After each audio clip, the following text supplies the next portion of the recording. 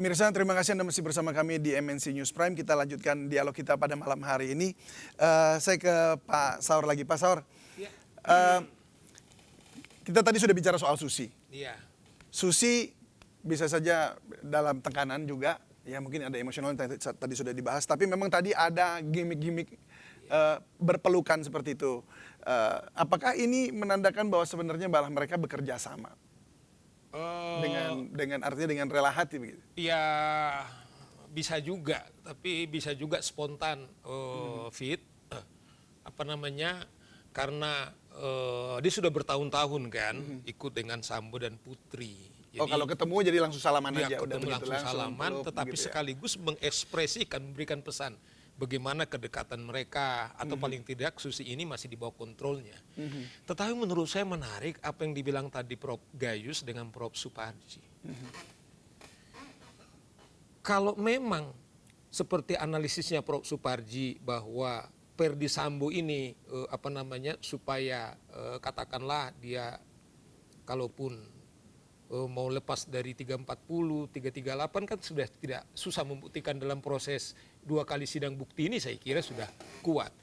Tetapi kan kalau mau meringankan upaya-upaya daripada lawyer yang sekarang ini kan semua bukan kemudian membela kebaikan-kebaikannya si terdakwa ini saya lihat, tetapi adalah bagaimana mengelaborasi kemudian soal seks atau dugaan pelecehan seksual yang dilakukan oleh Yosua.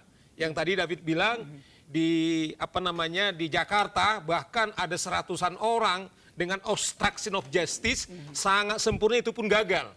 Kemudian dicoba dibangun, kemudian di Magelang itu saya bilang tidak ada lagi buktinya. Putri nggak pernah diperiksa, kemudian nggak pernah ada melaporkan saksi yang katakanlah andalan mereka. Si ART Susi mengatakan bahwa si Yosua membopong, ternyata tidak, itu saksi di persidangan. Nah menurut saya kawan-kawan pengacara ini loh, sebagai sahabat saya, jangan melakukan namanya kalau dalam persilatan itu teori namanya jurus mabuk, ya toh, dengan alasannya untuk memperingat gitu ya. Jadi semua tidak lagi fokus untuk membela 338, tetapi saya lihat energinya kepada Yosua.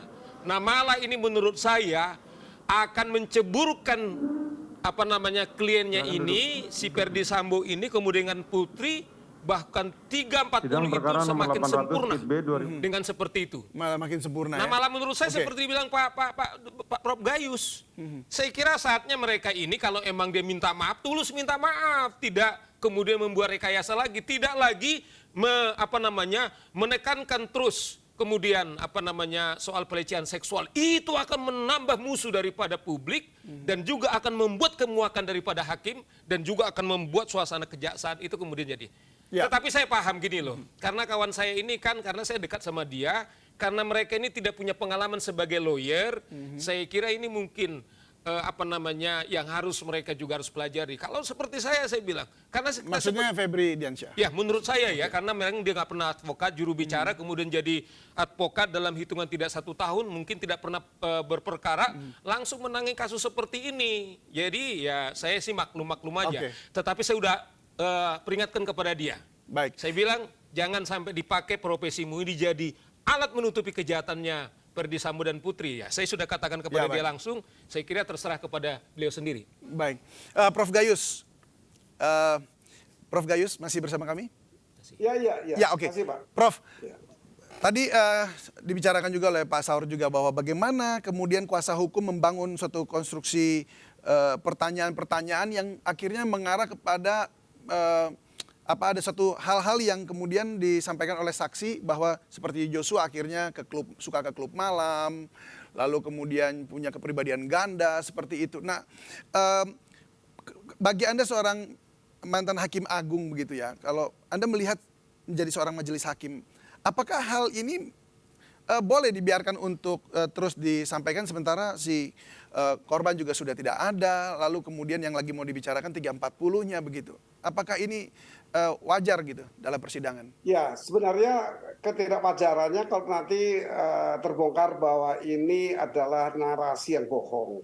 Advokat pun terkena sanksi contempt of court kalau ini narasi-narasi yang dimunculkan di luar dakwaan ini menjadi bohong. Oh bisa kena contempt of court, bisa? Bisa kalau ini dengan kebohongan yang dinarasikan. Tetapi begini, saya mempunyai pemikiran lebih jauh tentang kenapa ini dinarasikan, terus diulang-ulang. Ada satu hal yang disembunyikan, yang disimpan untuk nanti. Upaya hukum tidak hanya di PN ini, bisa diulang lagi dengan berbagai sampai dengan yang hak upaya hukum luar biasa masih ada. Kalau ini berbentuknya kelalaian hakim atau ketermataan hakim itu salah satu karena telah diungkap pun tidak diperiksa. Jadi bagi saya berbagai motif sudah terpikir di pikiran saya, tapi mungkin saya rasa para lawyer senior seperti Bang Saur tentu bisa membaca pikiran saya. Ini salah satu hal yang disembunyikan sehingga hakim nanti akan disalahkan untuk tidak cermat. Hakim tidak menyikapi semua yang berkembang di pengadilan. Itu salah satu motif yang bisa digunakan untuk upaya hukum lanjutan. Baik, Mas Eka, menurut Anda gimana? Apakah pihak keluarga siap jika ada fakta-fakta yang dibuka yang nanti kemudian berkaitan dengan Brigadir Joshua begitu? Ya tentunya kan gini loh, kalau kita balik lagi ke klien kami, si Joshua ini sudah diotopsi 2 kali, sudah meninggal, sekarang masih coba untuk difitnah-fitnah lagi, ada pelecehan seksual dan segala macam yang dibangun oleh pengacara dari FS gitu. Nah, saya juga nggak habis pikir kenapa peristiwa Magelang dan pelecehan itu masih ada dalam surat dakwaan. Itu dari mana asalnya? Kalau tadi Bang Saur bilang di Magelang tidak pernah ada laporan, di Jakarta udah di SP3. Sekarang di persidangan ini dibangun terus, ditanyakan terus sampai ke persoalan pribadi dari Brigadir Joshua. Itu kan nggak masuk di akal dan nggak ada hubungannya dengan 340 dan 338. Harusnya itu pertanyaan-pertanyaan itu nggak patut untuk dilontarkan. Gitu loh. Tapi ya mau gimana lagi, mungkin bahasanya namanya juga usaha gitu. Namanya juga usaha supaya ada simpati publik. Mereka kira itu akan menimbulkan simpati publik, tapi bagi saya itu konyol. Itu sangat Dan ada konyol. risikonya tadi yang dikatakan Prof Gayus ya, ada contempt of court kalau jika itu memang ketahuan begitu ya. Artinya terbukti mereka berdusta di situ ya. Prof Suparji, Prof, kalau Anda melihat ketika mereka membangun narasi-narasi seperti itu, isu-isu atau mungkin kesaksian yang kemudian kesannya dipaksakan, yang tidak relevan dengan kasus ini, Anda melihatnya apa yang sedang diupayakan oleh para kuasa hukum ini?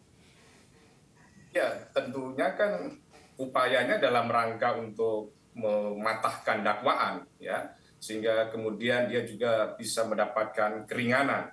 Dan ini saya setuju Bang Saur bahwa apa yang disampaikan justru para penasihat hukum ini akan semakin menyulitkan posisi terdakwa.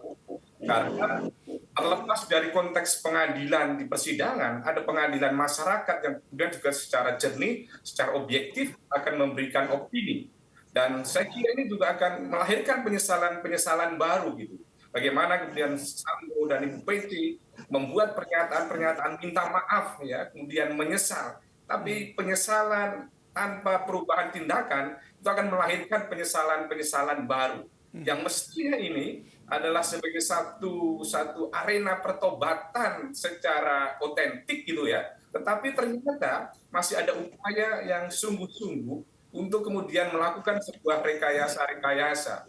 Relasi kuasa antara ART dan satpam dan sopir dan ajudan dan sebagainya, dan ada hubungan pekerjaan tadi, itu juga mestinya dipertimbangkan oleh majelis hakim dalam konteks kebenaran orisinalitas para saksi ini.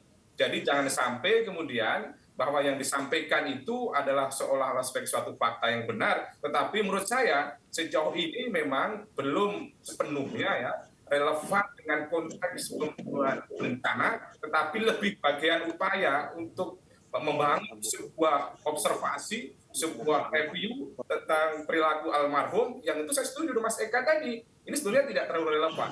maka menurut saya bagaimana ya hakim kembali pada harkatnya, pada martabatnya untuk memeriksa ini secara profesional dan secara berintegritas, ya. Baik, Pak Prof Gayus. Prof, kalau Anda tadi katakan bahwa jika memang kuasa hukum membangun narasi-narasi terus yang seperti itu dan tidak bisa dibuktikan dan akhirnya ternyata itu hanya dusta saja begitu, contempt of court ini batasannya sampai di mana ukurannya untuk kemudian dinyatakan oleh hakim? Ada dua instrumen. Bisa hakim ini memutuskan ini contempt of court ya. Kita ingat perkara Bang Buyung Nasution pernah juga dikenakan contempt of court di depan sidang itu. Dan pengadilan yang mengambil alih prosesnya. Tapi juga bisa mulai profesi. Kalau ada advokat yang lain merasa ini perlu diperiksa, kebohongannya di mana, tadi dikatakan kan di SP3 di Polres Jakarta Selatan tidak ada perlawanan atas SP3, tidak ada pra-peradilannya. Kemudian di tempat yang dimundurkan di Magelang misalnya juga tidak dilakukan laporan sebagaimana korban yang semestinya atau sewajarnya melakukan laporan. Ini kan bisa disidangkan sebenarnya di sidang terpisah begitu ya? Kehormatan advokat. Ada komisi kehormatan di tiap organisasi ya. Dia bergabung di mana, di sanalah bisa diajukan. Jadi banyak cara. Sehingga tadi saya sepakat dengan Bang Saur, memang ini perlu disikapi dan sudah dinasehati itu cukup baik sebagai lawyer senior ya Bang Saur Siagian ini. Saya pikir ini banyak cara sehingga kita punya pembelajaran ke publik. Hal-hal yang bisa diambil langkah-langkah yang tepat. Bagaimana termasuk kalau secara masyarakat itu kan ada keadilan masyarakat, social justice. Itu kan bersuara terus. Termasuk pers. Pers ini juga menyuarakan sebenarnya hal-hal yang dibahas oleh kami-kami ini saat ini misalnya, itu kan masukan buat pers. Apa saja yang masalah yang bisa diambil. Baik. Langkah yang tepat. Baik, Prof. Kita akan jeda dulu sejenak Bapak-Bapak.